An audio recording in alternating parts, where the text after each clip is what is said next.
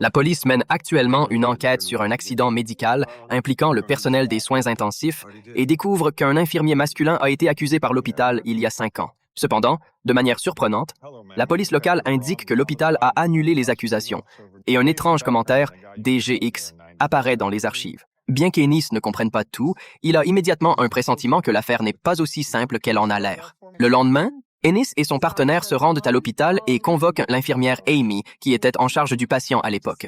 Cependant, comme des responsables de l'hôpital assistent à l'entretien, Ennis ne peut pas poser de questions cruciales. À ce moment-là, quelqu'un appelle les responsables pour une urgence, ce qui permet à Ennis de profiter de la situation. Il montre à Amy le rapport de l'hôpital, et dès qu'elle le voit, Amy remarque immédiatement quelque chose d'étrange. Elle explique que le patient n'avait pas de diabète, mais qu'il y avait des traces d'insuline dans son sang, ce qui montre qu'il a été victime d'une erreur de double médication.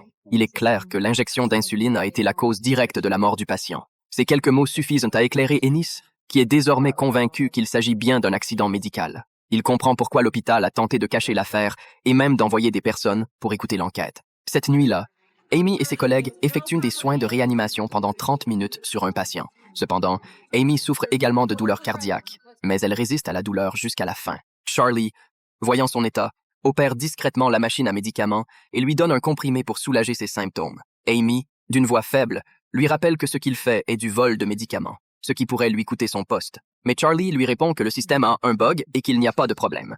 Il lui assure qu'il tiendra sa promesse de l'accompagner à travers les épreuves. Le lendemain, il accompagne Amy pour un examen médical dans un autre hôpital. Le médecin suggère d'informer ses proches de la gravité de sa maladie afin qu'ils puissent intervenir rapidement en cas d'urgence. Mais Amy doit annoncer cette nouvelle à ses 2 petites filles, ce qui, en tant que mère, est extrêmement difficile. Heureusement, grâce au soutien de Charlie, elle trouve le courage de parler à ses filles. Qui pourrait imaginer qu'un ami aussi attentionné puisse être lié à un meurtrier?